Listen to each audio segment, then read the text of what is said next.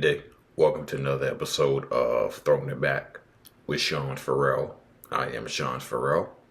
God is great all the time. All the time, God is great. Let's not waste no more time. Let's get right to it. By the way, Jesus Christ is Lord. Now we can get into it.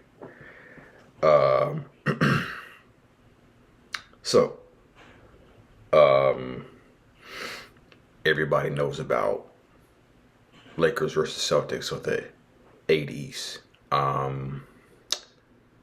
Boston versus Philadelphia in the 80s. But one of the more under the radar rivalries in the 1980s in the NBA was Bucks versus Celtics. Okay. Bucks versus Celtics. And they had a ton of memorable playoff matchups in the 1980s. Okay. But their very first postseason confrontation came in the 1974 NBA Finals, where Milwaukee was in the Western Conference. Okay. Milwaukee was a Western Conference team, and Celtics were in the East. And that game and that series went 7 games. Okay. And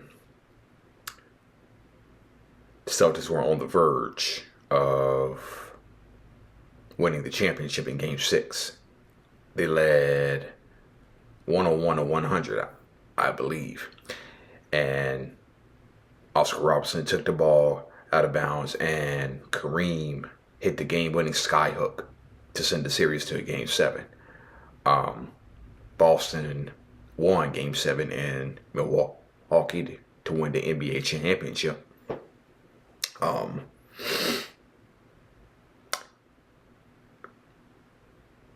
Kareem. He averaged 32.5 points that series. Probably gets one of the best defenders in the NBA, Dave Cowens of the Celtics.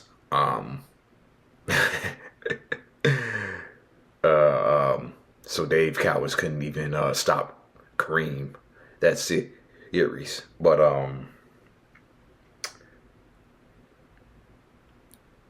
the big loss for the Bucks, they say, came when Lucius Allen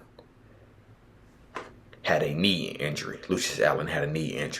Okay, and they lost him for the series, and so that was considered a big factor in the Bucks not winning the championship.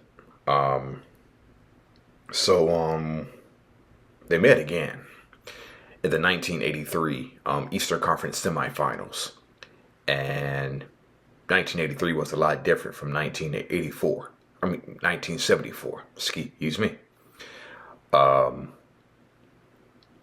Celtics had won the title in 1981.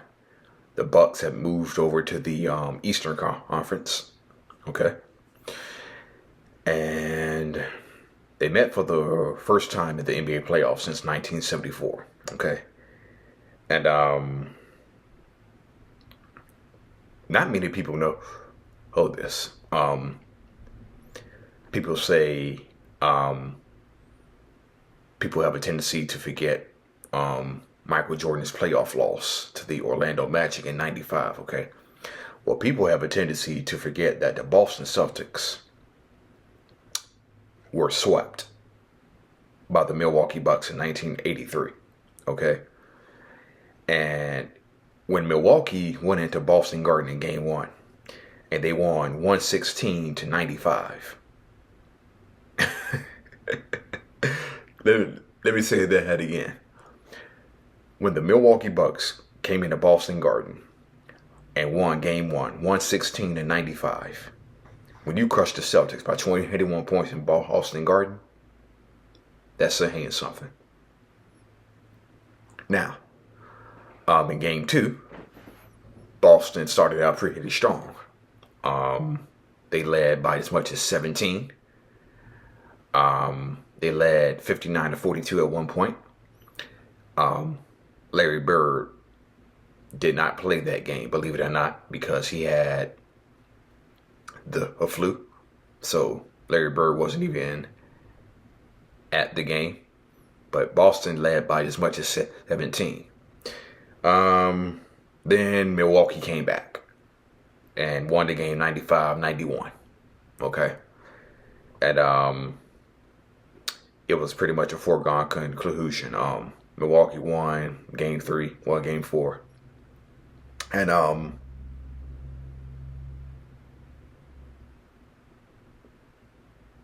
until that point, the Celtics had never been swept in the Larry Bird era. Up until 1983, the Celtics had never been swept in 4 straight. Well, the Milwaukee Bucks did that. Okay. The Milwaukee Bucks did hit that in 4 straight. As a result, they ended up firing. Well, they didn't fire. They actually that actually caused Bill Fitch to resign. Okay. And it was said that the Celtics were going to fire him anyway. Okay. So, yeah, the only time the Celtics had been swept up until that point. Now, the other time the Celtics had been swept was in 1989 when the Pistons swept them in the first round. 3-0. Okay.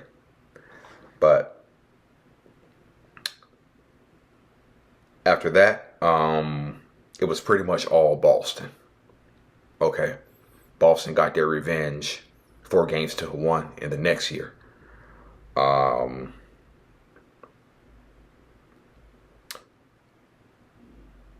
And they met in the Eastern Conference Finals in 1984. 1986, they met at the Eastern Conference Finals again. This time it was the Celtics who did the sweeping, 4-0. Sidney Moncrief was dealing with a knee injury that series, and couldn't be too much effective, but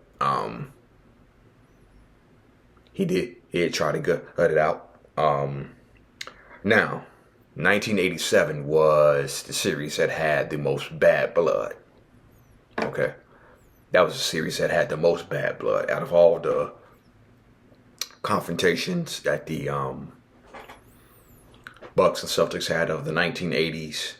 1987 was the one that had the most explosions, had the most fireworks. It got pretty heated in that series, okay? Where Boston won in 7 games, 4-3. So there were rumors that Don Nelson was in his final season in Milwaukee. It was said that he had a falling out with the owner, Herb Cole, okay? And as it turned out, it was Nelson's last season because he ended up going to Golden State the next season as GM. And then he ended up replacing George Karl before the 1988-89 season began. Okay.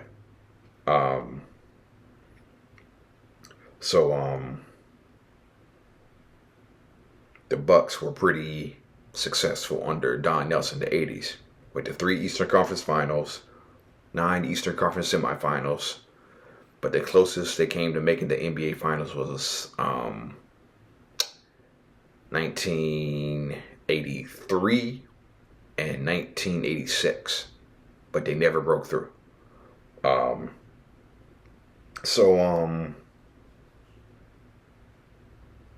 It was a back and forth series. So it was a back and forth series. Games 1, game 2. Each team split hitting, each team winning a game. Celtics won a game, Bucks won a game in the Boston Garden. And then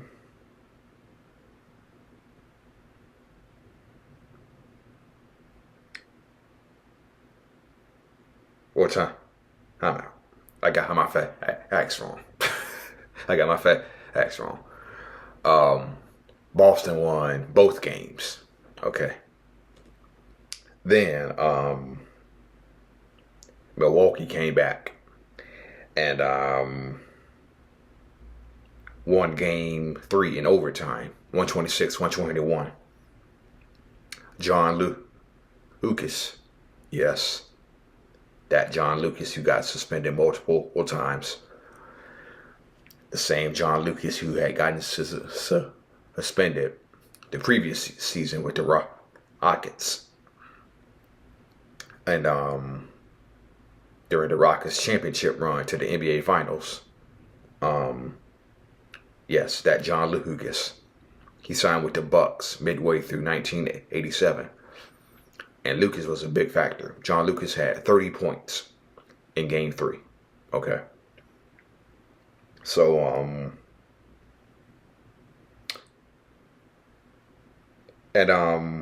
this also took place. So Kevin McHale fouled out in game 3. Okay. Kevin McHale fouled out in game 3. And there had been a fan behind the Celtics bench who was just talking all sorts of ish all game. Kevin McHale fouls out. Kevin McHale had enough.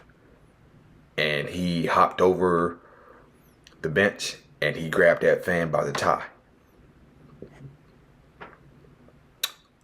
Yes, Kevin McHale went after a fan in Milwaukee, grabbed the guy by his tie. Security had to intervene. So, you can say Kevin McHale, the original going into the stands. Not really. The bench area really isn't considered stands,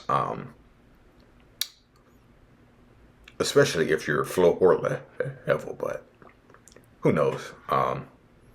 So Kevin McHale was going after fans before Vernon Maxwell did. So yeah, Kevin McHale went after a fan in game 3. He fouled out. Boston ended up winning game 4, 138-137. That game had 26 lead changes. Okay. And so the Bucks rallied back to tie the series at 3 games apiece. They were down 3, he won.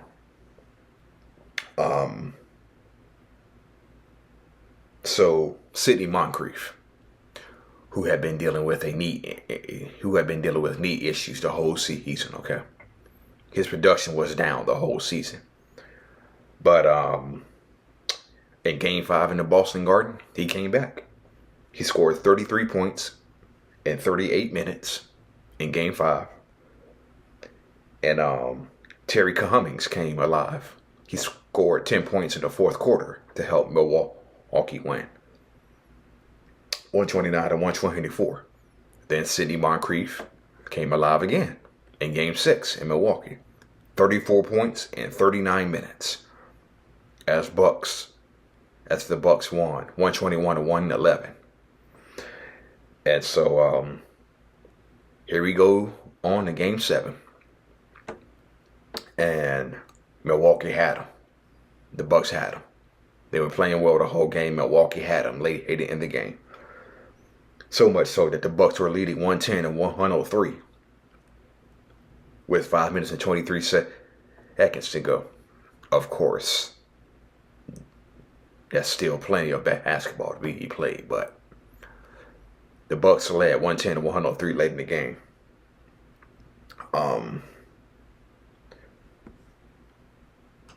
I believe it was Paul Pressey who fouled out of Game 7. Okay. Paul Pressey fouled out in Game 7.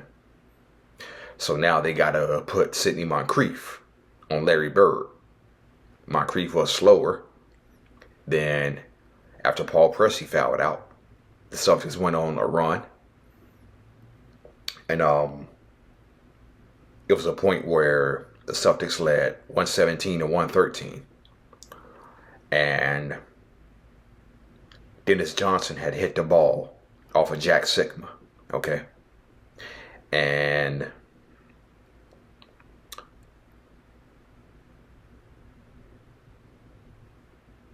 it was supposed to be Bucks ball. The Bucks thought it was their ball. But the referee ruled it Boston. And Don Nelson just went absolutely berserk on the sidelines. Nelson just went berserk because he thought the referees had robbed him of a possession. But yeah. So that 1987 series had everything. Players going into the stands. Sidney Moncrief coming alive. Don Nelson's last hurrah, including a subject that I'm going to touch on in a different video. This is probably like a two-part video. I talked about the Phoenix Suns drug scandal a long while ago, okay? I talked about that drug scandal that the Phoenix Suns had in 1987. Jack Sikma and Paul Mokeski were connected to that, okay? Jack Sikma and Paul Mokeski played for the Bucks. They were connected to that. So I'm going to talk about that in the next video, okay? So, yeah.